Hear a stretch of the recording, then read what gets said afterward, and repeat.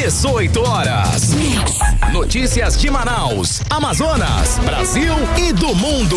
Agora na Mix. 6 horas 2 minutos, vamos lá, mais uma edição do 18 horas. Alô, Mix FM, alô equipe, 18 horas, alô Cid Soares. Boa noite a você que nos acompanha. Vamos juntos a partir de agora até às 19 horas. Começa mais um 18 horas, vai Carlão. Mix. E a Clarém sempre contando com a sua participação, querido ouvinte. O nosso WhatsApp que está à sua disposição, é pra você, hein? É o 994887592, Cid. Sempre querendo saber que é a sua opinião, né? O que você pensa sobre os assuntos que são abordados aqui nas reportagens do 18 horas. Manda um alôzinho pra gente, é o 994887592. Valendo. Mix. Olha aí, conferindo os destaques de hoje no 18 horas, dengue avança e já matou 5 pessoas no Amazonas. Prefeitura recua após denúncias e desiste de contratar a Apvida. Minas e Energia recomenda novas licitação da concessão da Amazonas Energia. E hoje você vai saber tudo dos bastidores da política amazonense com ela, claro, Cíntia Blink. Hora 6:03, esses e outros detalhes, outros assuntos, os destaques desta segunda-feira, 26 de fevereiro de 2024. Você confere a partir de agora no ar para você em mais uma edição do 18 horas aqui no melhor Mix do Brasil. 18 horas. Olha a dengue, hein? Infelizmente a dengue continua avançando e rápido, hein? Rápido mesmo aqui no Amazonas e fazendo vítimas fatais. Subiu para 5 o número de mortes em investigação por dengue aqui no estado, Cid. Segundo o Ministério da Saúde, até o último sábado, quase 7 mil casos prováveis da doença foram registrados no Amazonas. Vamos agora saber os detalhes na reportagem de Odineia Araújo. As 5 mortes em investigação no Ministério da Saúde por suspeita de dengue no Amazonas foram registradas em Manaus, Lábrea e Coari. Só em Manaus são 3 mortes em investigação, uma delas inclusive entrou na lista do Ministério da Saúde entre a sexta-feira e o sábado. No interior do estado, os dados apontam que 2 mortes suspeitas já foram registradas. A Fundação de Vigilância em Saúde do Amazonas informa que é preciso finalizar as análises técnicas para poder oficializar a causa dos óbitos. Até esse sábado, segundo o Ministério da Saúde, o Amazonas contabilizou 6.870 casos prováveis de dengue. Já o número de casos confirmados da doença é de 1.920. Só na capital são 964 casos de dengue confirmados. Para tentar frear o avanço da doença, Manaus já começou a vacinar crianças de 10 e 11 anos contra a dengue. A vacina, segundo o subsecretário de Saúde do município, Djalma Coelho, evita a forma grave da dengue nesse grupo. Apesar dela não prevenir, ou seja, deixar claro que as pessoas elas podem ser vacinadas e possivelmente ter o diagnóstico confirmatório de dengue, confirmado de dengue, mas essa vacina ela tem uma eficiência, uma eficácia muito grande em relação a evitar óbito e evitar as fases graves da dengue, que é a dengue hemorrágica e que é o choque por dengue, né? Que é aquele choque hipovolêmico de uma vasodilatação, um processo inflamatório exacerbado que a dengue pode provocar. E às vezes os dois juntos, por exemplo, um choque associado a hemorragias. As vacinas vão evitar as hospitalizações e mortes e levam um prazo de 15 dias para agir e criar anticorpos no organismo. O interior do estado também já iniciou a vacinação. Em Manaus, são 171 salas de vacinação nas UBSs. Odineia Araújo para o 18 horas. Você está ouvindo 18 horas. Olha, por essas e outras, né? Essa situação delicadíssima aí. Atenção, pessoal, é preciso, hein, evitar, né, que a dengue se alastre ainda mais. A participação da população, a sua participação, a nossa participação é fundamental nesse processo, sim. Evite qualquer reservatório de água parada sem proteção em casa. O mosquito pode usar como criadouros grandes espaços. Por exemplo, caixa d'água não é legal, piscinas abertas e até pequenos objetos como tampa de garrafa e vasos de planta. Não deixem de bobeira, né, Cid? É isso aí, olha, e coloque areia. Se der, coloque areia no prato de plantas ou troque a água uma vez por semana. Não basta esvaziar o recipiente, é preciso esfregá-lo, né, para retirar os ovos do mosquito. Depositados na superfície da parede interna, pouco acima do nível da água. Isso vale para qualquer recipiente com água. Aqueles pneus velhos também muito comuns, espalhados inclusive pela cidade, aí devem ser furados e guardados com cobertura ou recolhidos aí pela limpeza pública, que seria ideal. Garrafas de PET e outros recipientes vazios também devem ser entregues à limpeza pública. Vasos e baldes vazios devem ser colocados de boca para baixo. Limpe diariamente as cubas e bebedouros de água mineral e de água comum. Sempre atentos, hein? Seque as áreas que acumulem água de chuva. Tampem as caixas d'água. É isso aí. São vários procedimentos importantes. Claro, é sempre bom lembrar que a gente está passando pelo período chuvoso aqui no Amazonas. E é exatamente esse período, né, que... Água para todo lado. Exato, água para todo lado, e a manifestação dos mosquitos é ainda maior. E as crianças de 10 a 11 anos de idade já podem ser vacinadas contra a dengue. 10 a 11 anos. A meta da prefeitura agora é imunizar 65 mil crianças nessa faixa etária. A vacina está disponível em 171 salas de unidades de saúde espalhadas por todas as zonas de Manaus. Mix. Agora são 6h08. Você é no melhor Mix do Brasil. Olha só, o governo do Amazonas fechou um acordo no Ministério Público do Trabalho para pagar dívidas com empresas da área da saúde. Olha esse detalhe, hein? A dívida supera 81,5 milhões de reais contraídas no governo de Wilson Lima, o governador, com 13 empresas prestadoras de serviços de enfermagem. A situação, Cid. Pois é, a gente está falando aí de algo em torno de 4.496 trabalhadores enfermeiros da rede pública de saúde aqui no estado. A repórter Nathalie Moraes tem as informações. Boa noite, Nathalie. Então, esse acordo prevê deságio, ou seja, redução da dívida do estado com os trabalhadores. Como é que é essa situação? Conta pra gente aí. Boa noite, Cid. Boa noite, Carlão. Boa noite, ouvintes do programa 18 horas. É uma situação bastante complicada, né, Cid? A gente vem acompanhando ao longo dos últimos meses toda essa crise, todo esse caos na saúde pública aqui do Amazonas, né? E, na verdade, não são somente 13 empresas, né? Esse acordo foi fechado agora com 13 empresas, mas são mais de 20 empresas que estão sofrendo aí com a falta de pagamentos por parte do governo do Amazonas, por parte aí da Secretaria Estadual de Saúde. A gente vem acompanhando toda essa situação dessa crise nesses atrasos salariais. A gente sabe que tem enfermeiros recebendo uma remuneração abaixo do piso, sem falar da falta de direito desses profissionais que não são respeitados, né? A gente tem mostrado, a gente tem acompanhado de perto toda essa situação, a gente tem denunciado esse cenário calamitoso da saúde pública aqui no nosso estado, né? Que na verdade todas as categorias vêm sendo ameaçadas. Inclusive, até agora tem hospital que tem ameaçado aí ficar sem segurança porque a empresa terceirizada não tem recebido seus pagamentos por parte do governo. Então é uma situação bastante complicada. E aí o que aconteceu? Foi realizado um acordo pelo Ministério Público na última sexta-feira, né, que mostrou aí essa dívida de mais de 81 milhões de reais. Essas faturas, elas são referentes ao ano passado, né? E aí pelo menos 13 empresas que prestaram serviços de enfermagem, com mais de 4.496 enfermeiros, devem receber depois aí desse acordo feito entre a Secretaria Estadual de Saúde, entre o governo do Amazonas e o Ministério Público. Mas vale a gente reforçar que esse foi o segundo acordo mediado aí pelo Ministério Público para tratar esses atrasos nos pagamentos dos enfermeiros que prestam serviços na área da saúde aqui no estado. A primeira mediação aconteceu no último dia 20, lá na sede do Ministério Público, e foi fechado um acordo aí para os pagamentos das faturas referentes somente ao mês de outubro. E aí eles fizeram uma nova reunião e aí fizeram esse novo acordo. O acordo ficou assim: o Amazonas se comprometeu a pagar todas as faturas em atraso, né, com essas empresas de enfermagem. São 13 empresas que têm aí parcelas de pelo menos 7 meses devedoras aí por parte parte do governo do estado referentes ao ano passado.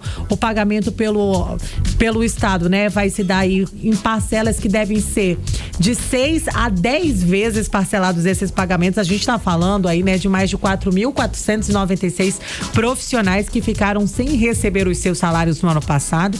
E esses profissionais vão receber, se eles receberem, né, que a gente vai continuar acompanhando toda essa novela, parcelados, né, de 6 a 10 vezes aí as parcelas. Essas empresas, elas assumiram aí o compromisso de pagar essas verbas trabalhistas e também as verbas rescisórias de todos os seus trabalhadores e também os colaboradores, já que a gente sabe que tem inúmeros processos aí já tramitando no Tribunal de Justiça aqui do nosso estado. Inclusive o Sindipriv, né, o sindicato das empresas de saúde aqui do nosso estado, eles devem acompanhar todo esse processo e também um cumprimento desse acordo, podendo inclusive eles adotarem aí medidas para que ele seja cumprido, né, caso o governo do Amazonas não venha a fazer esses pagamentos. Mas vale a gente reforçar que esses profissionais de saúde, eles brigaram muito para que esse acordo viesse aí por parte, né, do governo do Amazonas. E eles, para falar a verdade, hoje eu conversei aí com o Denison Vilar, ele que é líder do movimento Todos pela Saúde, eles não estão tão confiantes não, já que a gente sabe que o governo do Amazonas chegou a fazer negociações, chegou a fazer acordo com outras categorias, como os médicos, né, que reduziram suas atividades no ano passado, em dezembro do ano passado, e até agora eles não receberam. Então, por isso, os profissionais não estão tão confiantes, mas estão otimistas, né? Afinal, são mais de 7 meses de salários atrasados. E aí, para falar um pouco mais sobre esse assunto, eu conversei com o enfermeiro Denison Vilar, ele que é enfermeiro do SAMU e líder do movimento Todos pela Saúde. Vamos conferir. Infelizmente, esse planejamento está vindo através de manifestos de trabalhadores, ação com o Ministério Público, está vindo dessa forma. Mas é válido lembrar que existem para mais de 20 empresas e não só 13. Né? Não são só os médicos, não são só os enfermeiros. A gente tem serviços gerais, maqueiro, agora mais recente, um serviço que existia o pagamento em dia, agora já não está mais também em dia, nem mesmo dos trabalhadores, porque as empresas não aguentam, que é o caso da Locate, da Taurus e outras empresas de segurança que precisam do repasse do governo do estado de maneira regular para poder honrar com esses trabalhadores. E a gente fica na expectativa de que esses compromissos firmados junto ao Ministério Público do Trabalho, junto ao Ministério Público Estadual ou qualquer outro órgão regulador e fiscalizador, que esses compromissos sejam cumpridos, porque fazer um compromisso com uma empresa e não honrar é mesmo que nada. Foi o que fizeram com os professores, prometeram um percentual, não deram, certo? Que era reajuste salarial, mas também deixaram de cumprir. Então, assim, fica difícil a gente acreditar em acordos com um governo que não cumpre o mínimo necessário, não cumpre as leis, não cumpre acordo, não cumpre nada. É lamentável tudo que vem acontecendo na saúde pública do estado do Amazonas. 18 horas. Cid, Carlão, nós ouvimos aí a fala do Denison Vilar, ele que é enfermeiro, líder do movimento Todos pela Saúde. E vale a gente reforçar que na próxima quarta-feira, né, esses profissionais devem ir até a sede do Ministério Público Federal para continuar cobrando, né, dos órgãos fiscalizadores aqui do nosso estado pelos seus pagamentos, pelas suas verbas, né, pela sua rescisão, por tudo que está pendente aí por parte do governo do Amazonas. A gente está falando de são quase 5 mil trabalhadores que trabalharam e não receberam direitos, aí os seus direitos trabalhistas. Exatamente. Carlão, Cid. Beleza, Nathalie Moraes. Obrigado, Nath. Valeu. 6h16, você no melhor mix do Brasil. 18 horas. Olha só, após licitação, protestos e denúncias, a prefeitura desistiu de privatizar serviços da Manaus Med.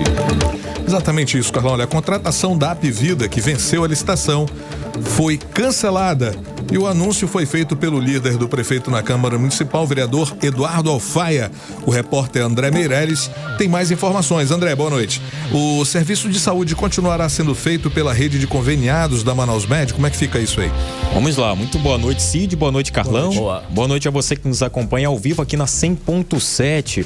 Olha, sobre essa situação ainda tem muita água aí para rolar, mas a gente começa falando aqui do secretário Ebenezer Bezerra, que é da SEMAD, né, da Secretaria Municipal de Administração, Planejamento e Gestão.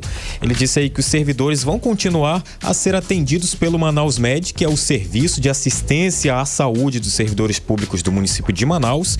Ele disse que a decisão foi tomada após ouvir servidores. Houve também após, né, esse anúncio aí de que a empresa então seria privatizada. Então muitos parlamentares e também os servidores começaram a protestar na internet, vídeos e fazendo também várias manifestações. Só que aí hoje foi dada aí essa informação, inclusive essa informação da permanência da Manaus Med foi falada aí pelo líder do prefeito da Câmara Municipal de Manaus, é o vereador Eduardo Alfaia, que comunicou a decisão aos vereadores logo no início dos trabalhos de hoje, né? A contratação da Apivida gerou aí críticas dos parlamentares. Inclusive o Alfaia afirmou que a licitação ocorreu dentro da legalidade. Ele também disse aí que essa licitação respeitou os preceitos da legislação de compras e contratos. Ele afirma não haver nenhum indício de irregularidade. Vamos acompanhar a fala dele.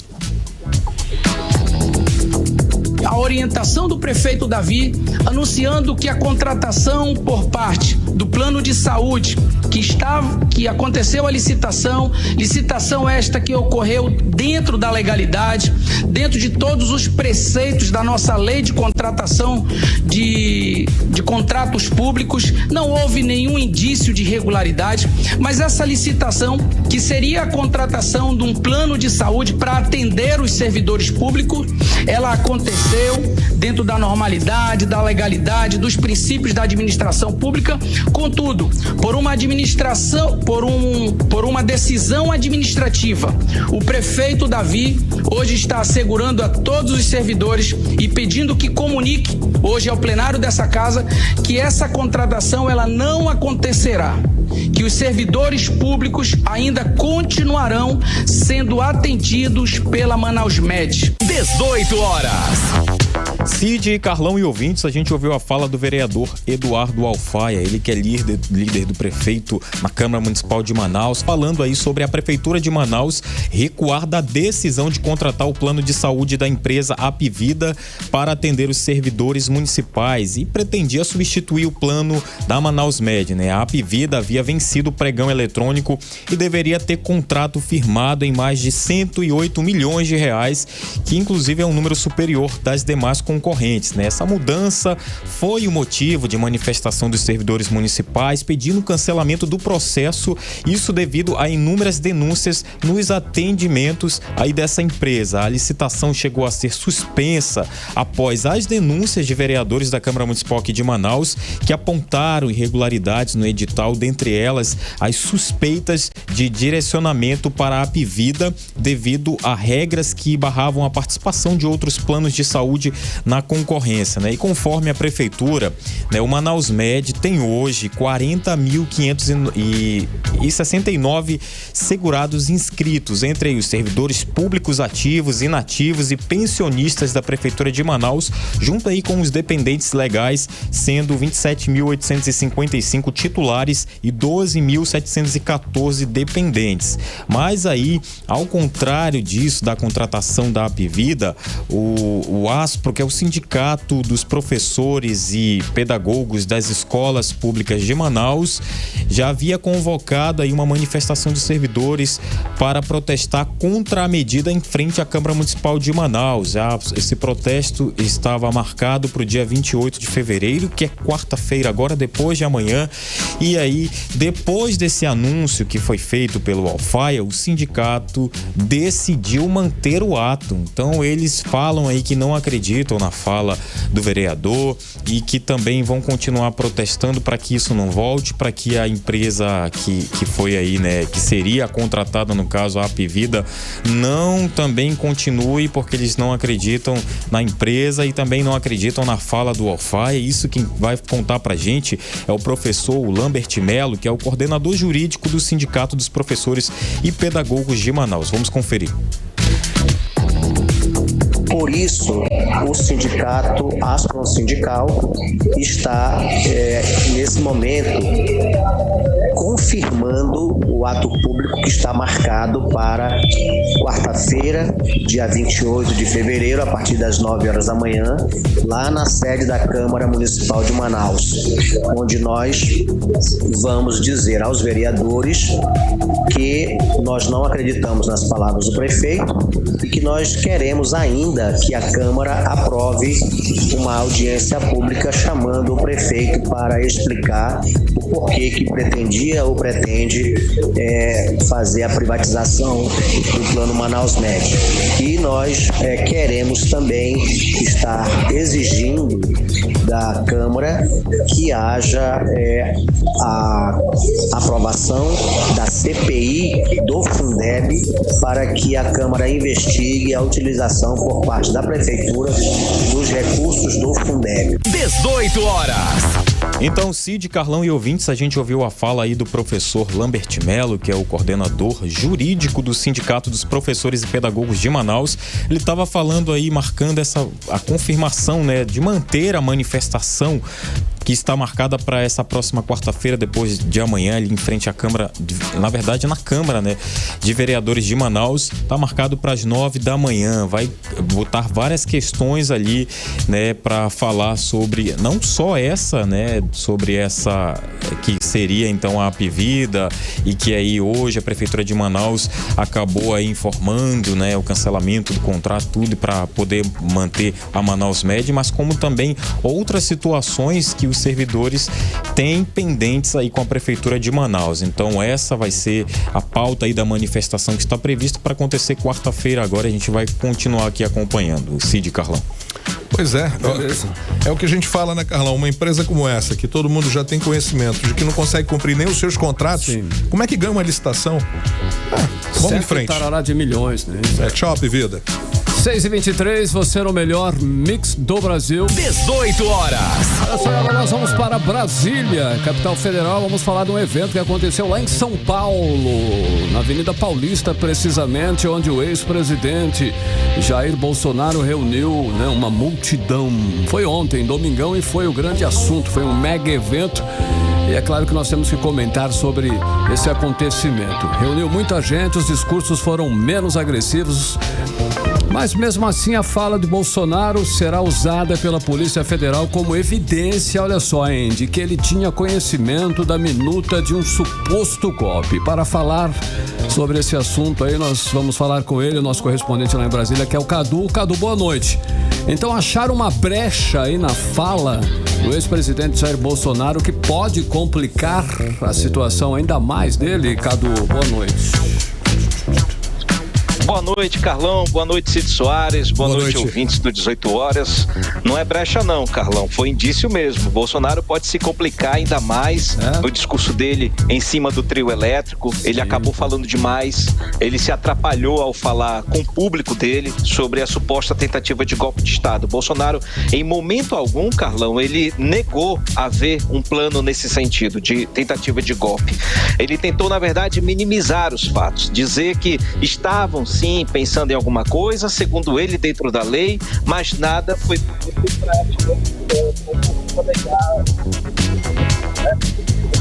Alô, Cadu, acho que nós estamos com problema no seu áudio, deve ser por aí, será? Se é por aí, dá uma olhada aí. Alô, tenta aí. Não, Carlão. Ok, não, agora ficou legal. Agora voltou. Melhorou? Melhorou.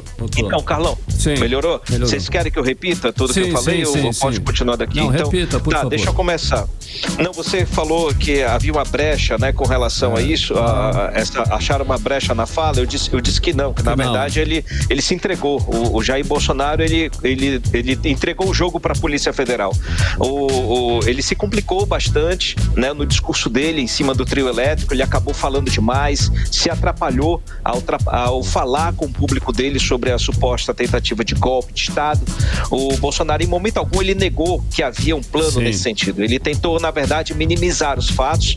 Ele disse que estavam, sim, pensando em alguma coisa nesse sentido, segundo ele, dentro da lei, mas nada foi posto em prática, como se planejar um golpe não fosse crime, né? Então, o Bolsonaro falou no trio elétrico durante 22 minutos, então eu trouxe aqui pra gente ouvir na íntegra o trecho em que ele fala dessa tentativa de golpe a qual ele está sendo investigado. Vamos ouvir a fala do ex-presidente Jair Bolsonaro. A última agora, ou a penúltima. Bolsonaro queria dar um golpe. O que é golpe? Golpe é tanque na rua, é arma, é conspiração, é trazer classes políticas para o seu lado, empresariais. É isso que é golpe. Nada disso foi feito no Brasil. E fora isso, por que continuam me acusando de um golpe? Agora, o golpe é porque tem uma minuta de um decreto de estado de defesa. Golpe usando a Constituição? Tenham da santa paciência. Golpe usando a Constituição. Deixo claro que estado de sítio começa com o presidente da República convocando os conselhos da República e da Defesa. Isso foi feito? Não! Apesar de não ser golpe, o estado de sítio não foi convocado ninguém dos conselhos da República e da Defesa para se tramar ou para se botar no papel a proposta do decreto de estado de sítio. O segundo passo do decreto de estado de sítio, após o presidente ouvir os conselhos, ele manda uma proposta para o parlamento. E essa proposta é analisada pelo parlamento. E é o parlamento quem decide se o presidente pode ou não editar um decreto de estado de sítio. 18 horas. Legal, nós ouvimos aí a fala do ex-presidente Jair Messias Bolsonaro, que, né, parece que ele gerou provas contra ele. É mais ou menos isso que está sendo dito, Cadu, agora nessa situação. Isso, Carlão, a Polícia Federal entende que essa fala de Bolsonaro confirma a suspeita de que ele não só teve acesso a essa minuta de decreto presidencial que foi apreendida pela Polícia Federal, como discutiu a aplicação dessa minuta, né? E não pôs em prática porque não teve o apoio maciço das Forças Armadas. A gente ficou aqui até pensando na semana passada, né, Carlão, no que podia dar errado nesse ato, né? Vandalismo, radicalismo dos manifestantes, discurso antidemocrático de Bolsonaro. Não deu nada disso, acabou que não foi nada disso. Para com essa conversa, ô infiltrado, não tem esse negócio de infiltrado. Se houvesse vandalismo, a culpa seria dos organizadores. Peraí, não tem infiltrado nunca? Como assim? Cara, eu não vou dizer pra você, nem vou defender essa pauta contigo, ô Cid, porque infiltrado sempre tem, Cadu, para com isso, de um lado de outro, cara. Não, eu não digo infiltrado, cara, eu não digo infiltrado, porque se houver vandalismo, a culpa é de quem organiza, a culpa é de quem organiza, a culpa é de quem tá promovendo o evento. Você viu o tamanho disso, cara? Como é que organiza no tamanho... Como é que organiza aquilo, cara? Eu não estou dizendo que o evento deu... Eu tô falando aqui pra vocês que o evento deu certo. Espere eu terminar de falar. Mas o que eu não concordo é com o uso dessa questão de infiltrado. Porque isso para mim soa discurso de covarde. O cara que é covarde, ele promove o vandalismo e diz que foi infiltrado, para não dizer que a culpa foi dele. Mas aí se foi. Pelo menos esse é o meu pensamento. Mas ainda bem que não houve nada. Mas ainda bem que não houve nada.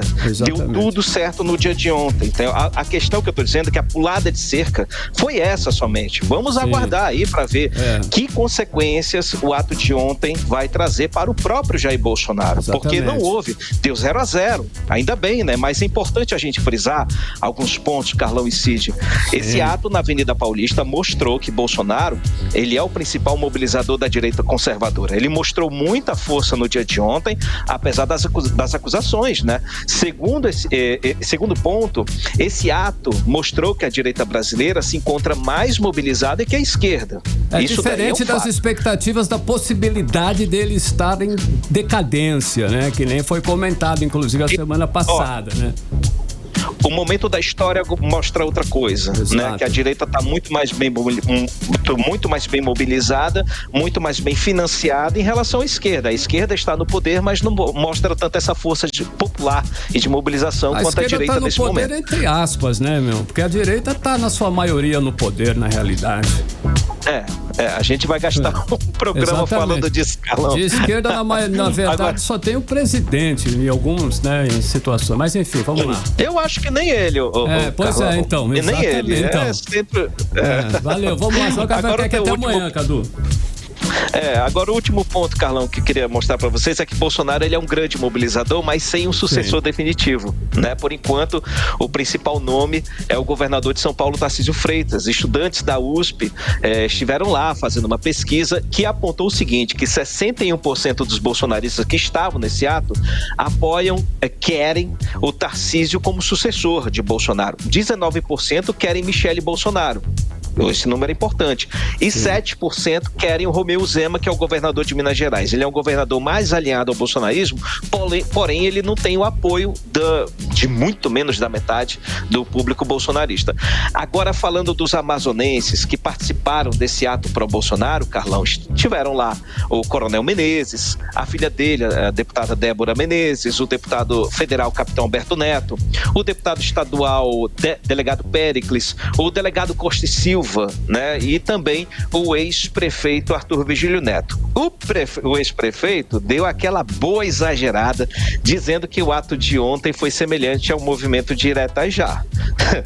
Sei, eu diria que uma coisa não tem nada a ver com a outra, mas enfim, ele se emocionando por lá. Carlão e Cid. Bom, Cadu, rapidamente vamos falar sobre esse assunto, né?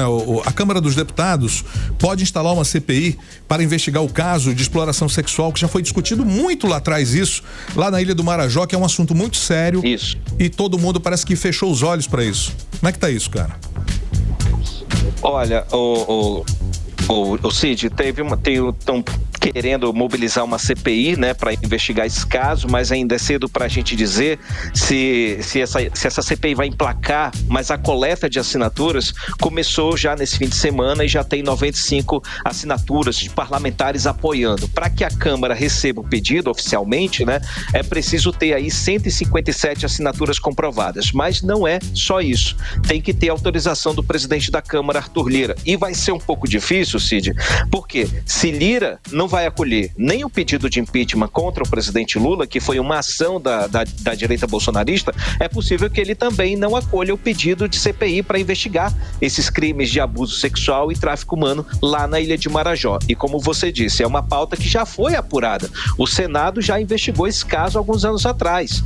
Se deu certo, se não deu, alguns projetos saíram, enfim. Agora, essa proposta, essa ideia, esse projeto aí vem da ala bolsonarista que está levantando essa bola. Inclusive, parlamentares do Centrão não estão comprando essa ideia, eles não estão apoiando essa ideia de CPI. E esse movimento de alerta começou depois que aquela cantora gospel do Pará, a Aimee, ela fez uma música chamando a atenção para os crimes de violência sexual contra crianças e adolescentes lá da Ilha de Marajó, e aí alguns artistas entraram na pauta, Juliette, Luísa Sonza, Rafa Kalimann, e aí entrou o que era uma campanha social, virou uma campanha política, né? Lembrando que Damares, quando foi ministra dos Direitos Humanos, falou muito sobre isso, mas o governo fez pouco. E agora, com esse novo governo, estão cobrando atitudes do atual governo. E aí o governo, o Ministério dos Direitos Humanos, vem fazendo vídeos dizendo que tem muita fake news, estão fazendo muitas montagens, e é preciso que as pessoas, o público entenda que programas existem hoje atendendo ao povo da Ilha de Marajó. Mas, por trás dessa viralização política, né, o Cid, é importante que a gente chame a atenção para o que está acontecendo na Ilha de Marajó, que parece meio estar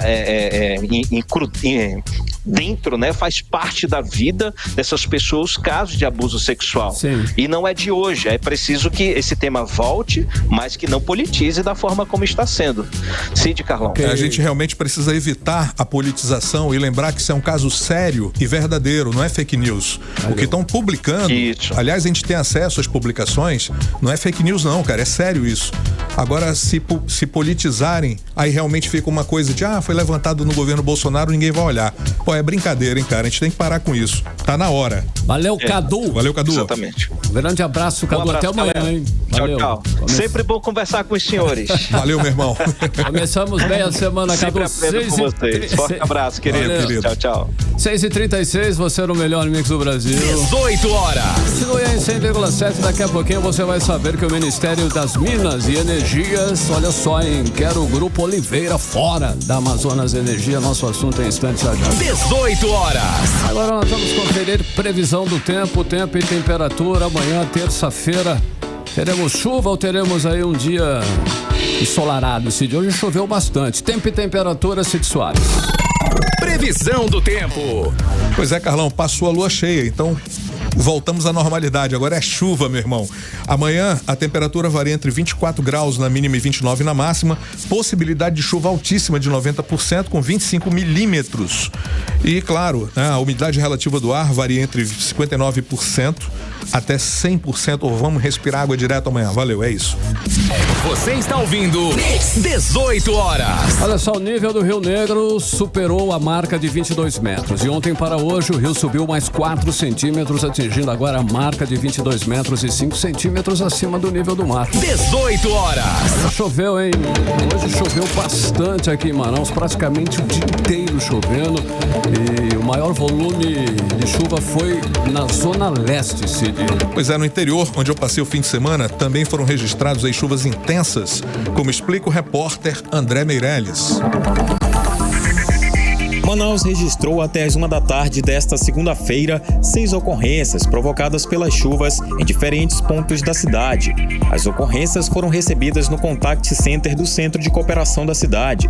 Segundo a prefeitura, os registros de 2 alagações e 3 deslizamentos aconteceram nas zonas Centro-Sul e Leste, enquanto os deslizamentos afetaram as zonas Norte e Leste de Manaus.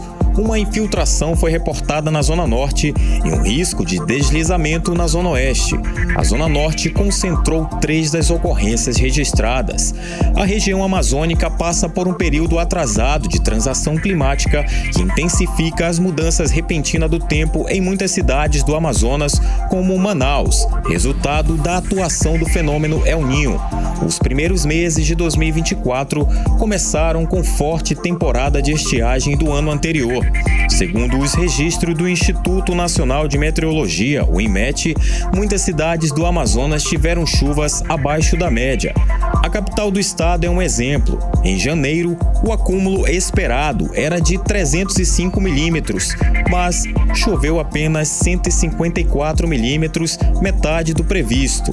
Em fevereiro, o cenário mudou um pouco, já que até o dia 19 choveu 70% do esperado para o mês, ou seja, 246 milímetros dos 296,8. Por outro lado, as chuvas não foram bem distribuídas ao longo das semanas. Isso fez com que dias marcados por sol intenso e tempestades fossem registrados na capital. A chuva desta segunda está relacionada à forte umidade da região norte, como explica o meteorologista do INMET, Olívio Bahia. Dá para observar bastante nuvens carregadas na faixa norte do território brasileiro, que vai desde o oeste do estado do Amazonas até o litoral leste do estado de Pernambuco. Nuvem favorecida aí pela forte convergência de umidade nos baixos níveis da atmosfera, além do fluxo dos ventos difluentes nos altos níveis da atmosfera. Essa combinação, além do calor, favorece a formação de nuvens carregadas já pela manhã em áreas, como eu comentei, do norte e do nordeste do Brasil. André Meirelles para o 18 horas. Você está ouvindo 18 horas. Agora são 6 horas e 40 minutos. Você no melhor mix do Brasil. Participe conosco do 18 horas. WhatsApp 994887592. Valendo aí a sua participação. Mix. Nós vamos falar de dengue, né? Atualização dos números da dengue. Dengue que não está fácil, né? Já são aí quantos casos de dengue este ano em Manaus? Voltamos com Nathalie Moraes para falar sobre esse assunto agora. Nathalie Moraes, tudo bem? Boa noite mais uma vez para você. Muitos casos de dengue esse ano em Manaus, não é isso, Nathalie?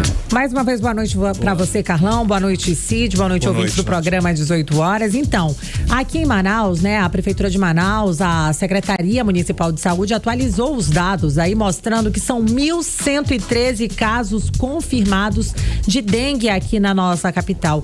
Nos últimos 7 dias foram notificados 258 casos suspeitos, somando aí 5.664 casos que estão, né, que foram notificados. Desse total, 2.523 estão em investigação aqui na nossa capital. Permanece aí, né, o total de óbitos, de mortes causadas, né, pela dengue por outras arboviroses.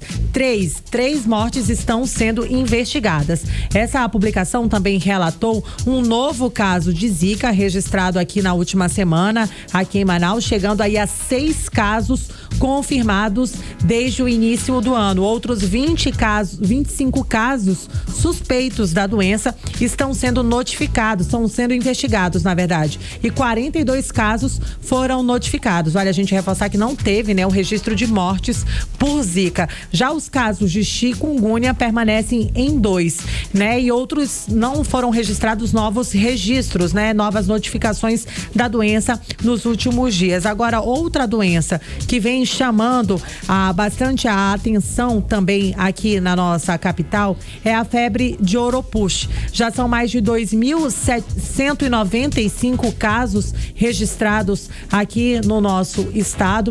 Nos últimos 7 dias aqui na nossa capital foram mais de 797 casos da doença. É uma doença nova, né? A gente pode dizer assim. É tão nova que me perdoe aqui a ignorância, eu nunca tinha ouvido falar. Pois é, Cid. A febre de Oropouche, ela é transmitida pelo maruim, né? O meruim, como, né? Como a gente costuma chamar, que é um mosquitinho pequeno, muito comum em área de mata. Daí ele tem sintomas muito parecidos com a dengue. Até o momento a gente não registrou mortes de Oropouche, mas é uma doença que merece uma certa atenção, como explica aí o chefe de vigilância epidemiológica da Fundação de Vigilância em Saúde, Helder Figueira. Vamos conferir. A febre Oropouche ela é transmitida através da picada de um mosquito chamado popularmente de maruim. É um mosquito que ele se reproduz em ambiente mais silvestre, geralmente em fragmentos de floresta, áreas verdes. Isso é muito comum na cidade da Amazônia. A gente tem relatos já de ocorrência da transmissão dessa doença há muitos anos nesse ambiente. O incremento dessas notificações aqui no estado do Amazonas, muito pela habilidade que o LACEN, que é o Laboratório Central, tem de pegar as amostras que são notificadas para dengue inicialmente, processar, e a gente tem verificado então que na verdade não se trata de somente de dengue que tem circulado no estado, mas também tem circulado esse vírus Oropouche, e que tem características muito parecidas, os sintomas da doença é muito parecido, então o profissional de saúde e também a população não consegue distinguir entre uma doença e outra. 18 horas. Cid, Carlão, nós ouvimos aí a fala do Helder Figueira, ele que é diretor de vigilância epidemiológica da Fundação de Vigilância em Saúde aqui do nosso estado. Outra doença, né? A gente teve também um aumento no número de casos de Covid nos últimos dias aqui na nossa capital. A gente não pode deixar de citar isso aí. Inclusive, foram confirmadas, né, pela Fundação de Vigilância em Saúde, 5 mortes da doença. Desse total, dessas 5 mortes, todas essas pessoas estavam com o esquema vacinal desatualizado. 3 delas apresentavam comorbidades, mas todas estavam com a vacina vencida, ou seja, vale aí o reforço da gente, né? Tem que tomar as 4 doses, e nesse período chuvoso não dá pra gente vacilar, porque as arboviroses estão aí e elas estão com tudo. É isso, Cid e Carlão, boa noite. Boa noite. Boa noite, agora 6h44, você no melhor mix do Brasil. 18 horas. Olha só, o Ministério de Minas e Energia divulgou um relatório que avalia a situação crítica da concessão da Amazonas Energia e apresenta alternativas para reverter o quadro preocupante pelo qual passa a concessionária, Cid. Para entender essa situação aqui da Amazonas Energia, é preciso lembrar que em 2018 a Eletrobras leiloou a concessão por R$50 mil ao grupo Oliveira Energia. No entanto, a empresa teve que assumir as dívidas, que totalizavam cerca de 8,9 bilhões de reais. Mais 5 anos após a privatização, tanto o governo federal quanto a ANEEL constataram a incapacidade da Amazonas Energia em reverter os problemas da concessão, que é considerada deficitária e operacionalmente complexa, dada a sua abrangência em regiões de florestas e atendimento a comunidades muito isoladas. Para superar os desafios, o Ministério das Minas e Energia recomenda medidas legislativas e a busca por um novo operador para essa concessão, o que está alinhado com o posicionamento da Agência Nacional de Energia Elétrica que você falou, a ANEEL. O relatório propõe 3 alternativas para solucionar a crise na Amazonas Energia. Olha só, a extinção do contrato da concessão, seguida pela realização de uma nova licitação, incluindo a indenização de ativos conforme estipulado pela ANEEL, transferência do controle societário da distribuidora e transferência do controle sem a necessidade de decretar a caducidade do contrato. Olha, a situação da Amazonas Energia é realmente insustentável, né? E o risco a continuar nas mãos do Grupo Oliveira é a cidade de Manaus enfrentar o caos energético, que a gente não está muito longe disso não, com quedas ainda mais frequentes de energia e até mesmo racionamento. Aliás, eu não gosto nem de falar disso. Olha, algo precisa realmente ser feito de imediato, sob pena da população de Manaus sofrer ainda mais com a péssima qualidade de serviço prestado pela Amazonas Energia. Olha só, a situação é tão crítica que nenhum grupo privado se mostra interessado em assumir o controle da empresa. Realmente é preocupante. É uma bomba que ninguém quer assumir. E nesse caso, a solução seria a empresa voltar para o comando do governo federal. Vamos esperar agora para saber o que vai acontecer, ok? 6h47, você no melhor mix do Brasil. 18 horas. Muito bem, chegou a hora, né? Um momento aí esperado do nosso programa do 18 horas, que é quando nós vamos direto para os bastidores da política. Nós vamos falar com ela, Cíntia Blink, que já está aqui ao vivo e em cores em nossos estúdios. Blink, olha só. Boa noite para você. Tem gente nova no secretariado de Davi Almeida, é isso, Cíntia Blink? Boa noite, Carlão. Boa noite, Cid. Todo mundo que tá com a gente na 100.7. Então, não é bem que tem gente nova, mas não. Sabe, tá com um pezinho ali? Sim, tá todo mundo chegando. Tá... É o nome cogitado, todo mundo confirma, mas ainda não tá no diário oficial. Mas assim, como todo mundo tá dando esse nome, fica complicado se não for ele. Vai ficar até chato se não for ele. Manaus Coach que vive trocando Sim. aí de quem vai ser o dono aí, realmente quem vai assumir essa pasta. E agora o nome que tá sendo falado é do empresário Orsini Júnior. Orsini. Isso, ele que já foi presidente da empresa estadual de turismo do Amazonas, Amazonas Tour, agora é cotado para Manaus Coach. E o atual presidente da Manaus Coach é Reginei Rodrigues. Ele ficou no lugar do ex-presidente Oswaldo Cardoso. E o nome de Orsini surge aí. Isso demonstra pra gente mais uma vez, uma aliança entre o prefeito Davi Almeida e o senador Omar Aziz, porque Orsini vem como alguém indicado pelo senador e dá uma virada ou uma confirmada em um Davi Almeida mais voltado à esquerda do que exatamente à direita, o que pode fazer diferença aí no ano eleitoral. Mostrar essas relações e tudo mais. Falta confirmar essa situação, é isso, Blink? Falta. Tá mais... Porque assim, o nome não tá escrito no diário oficial, aí eu não digo Sim, entendeu? Mas já tá ali, Orsini Júnior, então, novo secretário da Manaus Coach. Novo secretário da Manaus Coach é o que está sendo dito aí nos bastidores Sim. de forma muito forte. E realmente é aquele nome que só falta aquela confirmaçãozinha Sim. oficial, mas já está super oficioso. Perfeito. Cid, Carlão. Blink, a gente falou muito, né, sobre o pré-candidato, Amon Mandel, que deu dicas aí de quem pode vir a ser o candidato ou candidato, né, dele na chapa dele. Como é que tá isso aí? A gente viu a Amon Mandel, né, deputado federal, fazer a pré-candidatura dele, o lançamento da pré-candidatura dele na sexta-feira, evento que movimentou a cidade no mundo político. E entre as reações, a gente teve ali Roberto Cidade dizendo que vai lançar também ele como o próximo presidente do União Brasil em Manaus, e aí a gente espera que possa vir um certo lançamento de pré-candidatura de cidade também.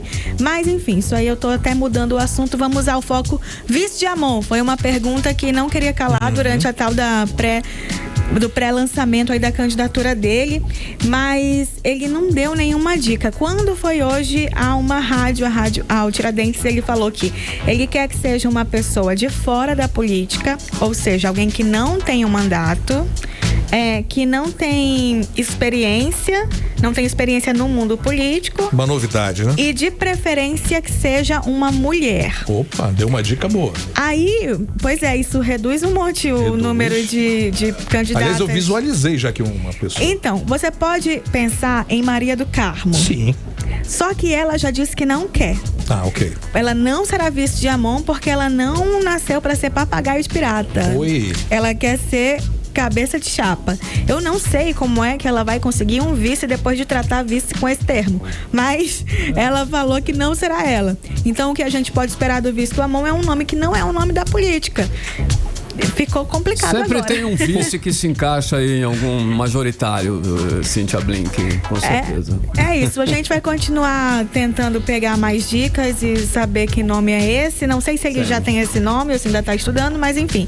Ele espanta aí Ricardo Nicolau da história, né? Sim. Que também se falou por um momento.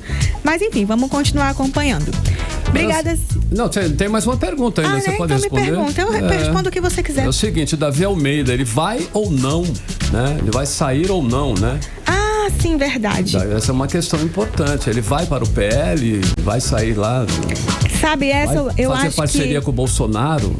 Então, como eu te falei, ele fez uma volta para a esquerda, né?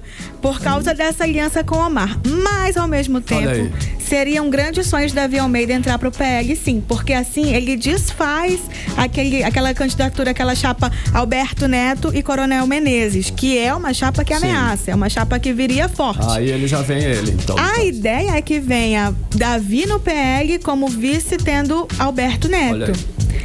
Eu tentei perguntar de Alberto Neto o que ele achava dessa história, ele desconversou, disse que não tá sabendo e tudo mais. Então a gente tem que continuar acompanhando para ver se vai rolar essa conversa do Davi com o Valdemar da Costa Neto e depois isso passa por Alfredo Nascimento. Tem tempo ainda, né, Blink? E a gente vai trazendo tudo para você. Valeu. Até amanhã. Valeu, até amanhã, Blink. Mix. Olha só, em participação pelo nosso WhatsApp, Cid Soares, que é o 994887592. Vamos conferir aqui, olha só. Foi o Ricardo Ramalho. Vamos conferir, inclusive ele mandou áudio e tudo. Vamos lá, alô, beleza. Ricardo. Boa noite, Carlão. Boa noite, Cid Soares. Aqui é o Ricardo Ramalho, da Cachoeirinha. Eu gostaria de deixar o meu abraço aí pra Cíntia Blink, que eu gosto muito da participação dela aí no programa. Um abraço pra ela e uma boa noite pra vocês. 18 horas. Beleza, agora são 6h53. Tem mais participantes aí, né, Cid? Tem. Quem também mandou áudio pra gente aqui no WhatsApp do 18 horas foi o ouvinte Marcelo da Cidade Nova. Vamos ouvir. Fala 18 horas, Marcelo aqui do Cidade Nova. Então, eu não sei o que tá acontecendo aí, que ninguém faz nada. Governo não tá nem aí pra saúde, não investe muito na segurança, só investe em marketing. E disse que ainda tá caminhando pro Senado.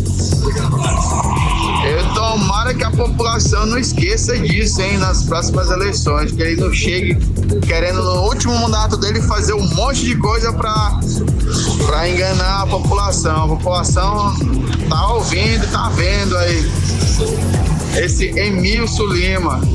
Tamo junto.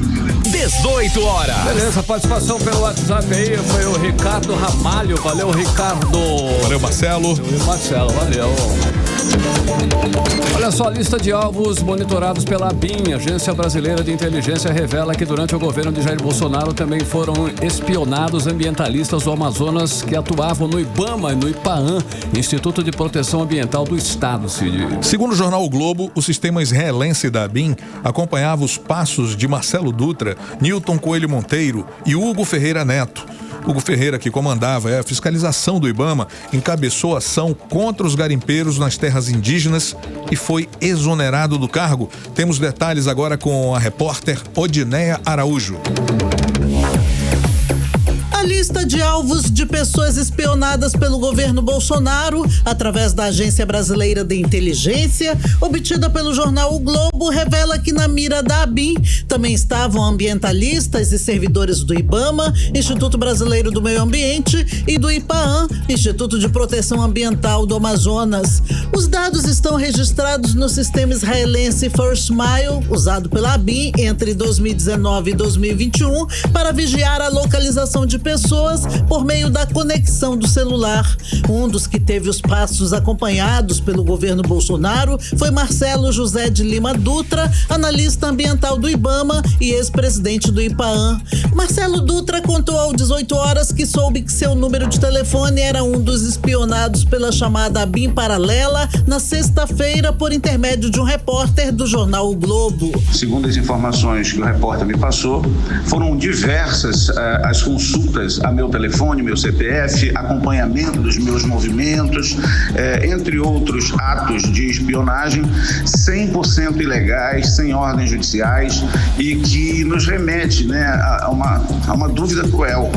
Quem determinou, quem executou, como uma agência de âmbito nacional que responde ao Sistema de Segurança Nacional faz uma arapongagem desse nível sem explicar os motivos do risco que esse alguém esteja trazendo à República ou a determinado setor. Além de Marcelo Dutra, também foram espionados pelo governo Bolsonaro aqui no Amazonas o engenheiro Newton Coelho Monteiro, que atuava na monitoração de queimadas e desmatamento no IPAAM, e Hugo Ferreira Neto, então coordenador de operações de fiscalização do IBAMA. Hugo Ferreira encabeçou uma ação contra garimpos em terras indígenas no sul do Pará e foi exonerado do cargo em abril de 2020. O 18 horas não conseguiu falar com eles, mas Marcelo Dutra ressalta que há sempre um risco grande para a democracia quando as pessoas passam a ser espionadas sem ordem judicial. Quando as pessoas passam a ter violada a sua condição de cidadão, sua intimidade, seu direito à liberdade ao pensamento livre, a seu ir e vir, a sua vida privada. É muito perigoso quando tudo isso pode ser feito sem que ninguém tenha conhecimento, ou pior, sem que ninguém realmente capaz tenha autorizado. Isso é um dos ingredientes que as ditaduras utilizam quando dão golpes, quando tentam refazer o entendimento do que é família, do que é Estado, do que é liberdade. O analista ambiental do IBAMA, Marcelo Dutra, quer investigação profunda para saber, por exemplo, o que foi acessado a seu respeito. Tem interesse em ter conhecimento do que foi acessado sobre o meu nome, sobre a minha família, sobre as pessoas que trabalham no meu entorno, que me circundam. Gostaria de saber quem determinou, quem executou, os motivos disso tudo. É muito importante porque esse é um dos ingredientes da ditadura: arapongagem, perseguição e espionagem. Ao longo de seu governo, Jair Bolsonaro fez diversas críticas a ambientalistas e à atuação de organizações na região amazônica, principalmente em relação à destruição de equipamentos em operações do IBAMA. Odneia Araújo para o 18 horas. Você está ouvindo 18 horas. 18 horas. Esporte com Cid Soares. Alô, Cid. Vamos junto. Olha só, o Amazonas derrotou o São Raimundo por 2-0, conquistando aí o título do primeiro turno do Campeonato Amazonense ontem, lá na Arena da Amazônia. E com esse título, o Amazonas está garantido na final do Campeonato Amazonense e deixa a equipe mais tranquila, né, para focar em outras competições, como a Copa do Brasil, por exemplo. Com o título primeiro turno do Amazonense, o Amazonas também garante vaga na Copa do Brasil 2025. E olha, a Federação Amazonense de Futebol divulgou a tabela do segundo turno do Campeonato Amazonense. O jogo de abertura do retorno será entre Amazonas e Nacional na próxima quinta-feira, às 20h, na Arena da Amazônia. E na tabela divulgada pela FAF, 6 jogos ainda não têm local e horário definidos. A entidade depende dos andamentos dos times amazonenses na Copa Verde e Copa do Brasil para confirmar os jogos. As outras partidas da primeira rodada são Alvorada versus Manaus, o São Raimundo que pega Parintins e Manauara encara o Princesa. É isso. Mix Mix. 7:00, partimos direto para o nosso editorial 18 horas. Carlão, é com você. Editorial 18 horas. A cada dia que passa, fica mais evidente a imensa dívida do governo do Amazonas na área da saúde. Na última sexta-feira, um acordo no Ministério Público do Trabalho revelou parte da dívida milionária com empresas de enfermagem, nada menos que 81,5 milhões de reais.